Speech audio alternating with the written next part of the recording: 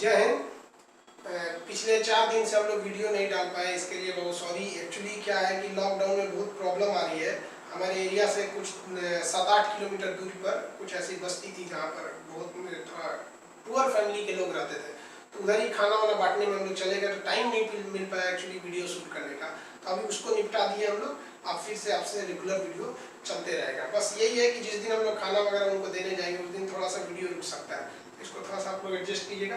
चलिए आज बहुत ही इंटरेस्टिंग टॉपिक पे हम लोग देखते हैं, विधेयक के प्रकार। आपको हम समझा दिए थे विधेयक क्या होता है और विधेयक कानून कैसे बन जाता है। अब विधेयक के प्रकार, इसको बहुत ध्यान से समझिएगा, बहुत टिपिकल क्वेश्चन होता है। सिंपली तो 4 टाइप के विधेयक होते हैं सर। एक होता है संविधान संशोधन विधेयक, एक साधारण विधेयक, एक धन विधेयक और एक ना वित्त विधेयक। अब ध्यान दीजिएगा, वित्त विधेयक भी 2 टाइप के होते हैं सर। इसमें आदमी फंस जाता है। एक वित्त विधेयक कभी कहता है कि धन विधेयक वित्त विधेयक है या नहीं, या वित्त विधेयक धन विधेयक है या नहीं, इस टाइप का क्वेश्चन।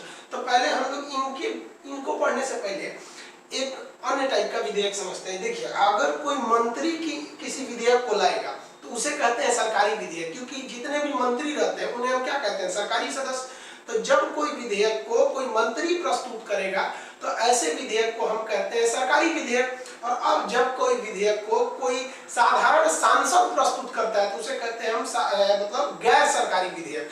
तो विधेयक जो थे ये 4 के अलग हटके कि प्रस्तुत कौन कर रहा है, इस आधार पर विधेयक 2 टाइप के हो गए। जैसे मान लीजिए कोई साधारण विधेयक है, अमित शाह ने प्रस्तुत कर दिया, तो वो असाधारण विधेयक सरकारी विधेयक हो जाएगा।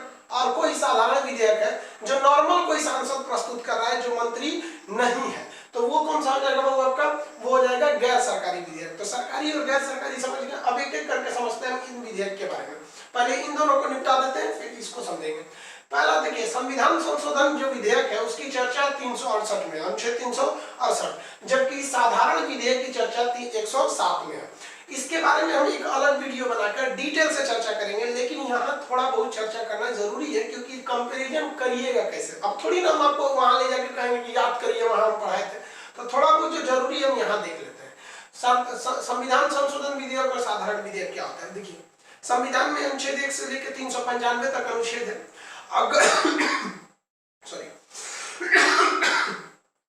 अगर इन अनुच्छेदों में कहीं कोई चेंजिंग करना है, जैसे मान लीजिए कोई अनुच्छेद बदलना है, जैसे मूल अधिकार में कोई चेंजिंग करना है, नीति निर्देशक में तत्व में कोई चेंजिंग करना है, मूल कर्तव्य में कोई चेंजिंग करना है, जैसे आप पढ़े होंगे मूल कर्तव्य जोड़ा गया 42वां संविधान संशोधन द्वारा, इस टाइप का कोई चेंजिंग करना है, तो संविधान में जहाँ जैसे लोकसभा की अवधि कितनी होती है, 5 साल होती है, ये संविधान में लिखा हुआ है, उसको बढ़ाना घटाना है।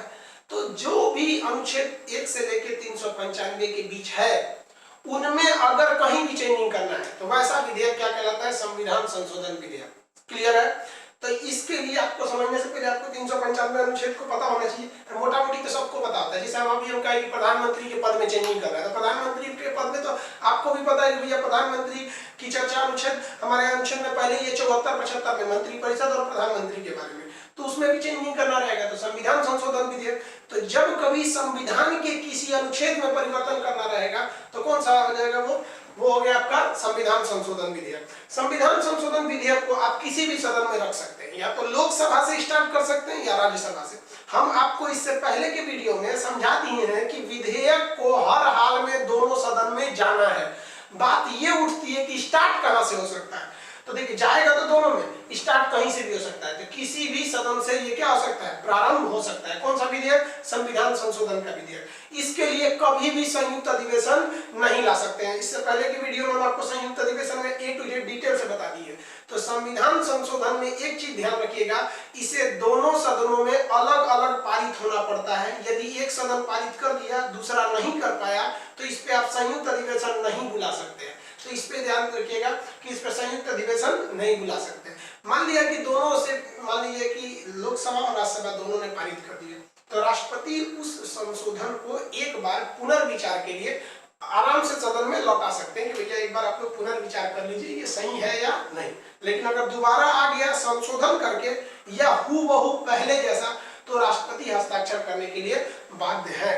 राष्ट्रपति के बारे में, इस सब के बारे में डिटेल से चर्चा करेंगे। तो आपको संविधान संशोधन विधेयक मोटा मोटी समझ में आ गया होगा कि संविधान में कहीं भी संशोधन करना है तो कौन सा विधेयक आएगा, संविधान संशोधन विधेयक। समझ आ गया।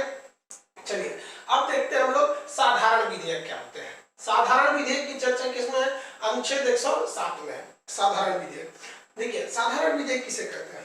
वैसा विधेयक जो संविधान से थोड़ा सा हट के है। जैसे संविधान में तो हम लोग अनुच्छेद के बारे में ही ना पढ़ते हैं, अनुच्छेद के बारे में, लेकिन इससे थोड़ा हटके, जैसे मान लीजिए कि किसी को सजा देना है, किसी की सजा को बढ़ाना है, किसी की सजा को घटाना है। जैसे मान लीजिए कि अभी चोरी के लिए 5 साल की सजा, उसको बढ़ा के 20 साल करना है, तो ये किसी अनुच्छेद में नहीं है। ये सारी चीजें, किसी को सजा देना, सजा नहीं देना, इस सब के बारे में जो चर्चा किया गया है, ये सारी चर्चाएं आईपीसी में है, इंडियन पिनल कोड में है, भारतीय दंड संहिता में है, संविधान में नहीं है। तो ये ऐसे विधेयक को हम क्या करते हैं? साधारण विधेयक के नाम से जानते हैं। किसी की सजा को बढ़ाना है, घटाना है, नॉर्मल चीजें को करना है, नाम से स्पष्ट होता है साधारण चीजें। तो साधारण विधेयक की चर्चा किसमें? 107 में है। किसी भी सदन से आ सकता है, इसके लिए संयुक्त अधिवेशन भी बुलाया जा सकता है। दूसरा, राष्ट्रपति इसे पुनर्विचार के लिए एक बार लौटा सकते हैं। तो दोनों में समानता और अंतर समझ में आ गया। तो ये संयुक्त संविधान संशोधन विधेयक हो गया और ये हो गया आपका साधारण विधेयक। दोनों में अंतर समझ में आ गया। और एक सरकारी और गैर सरकारी तो पहले ही समझा दिए थे, कितने टाइप के संशोधन हो गए सब ये समझ गए। अब आगे समझते हैं धन विधेयक और वित्त विधेयक के बारे में। इन दोनों के बारे में जब आगे समझेंगे, जब तक आप इसका स्क्रीनशॉट ले लीजिए।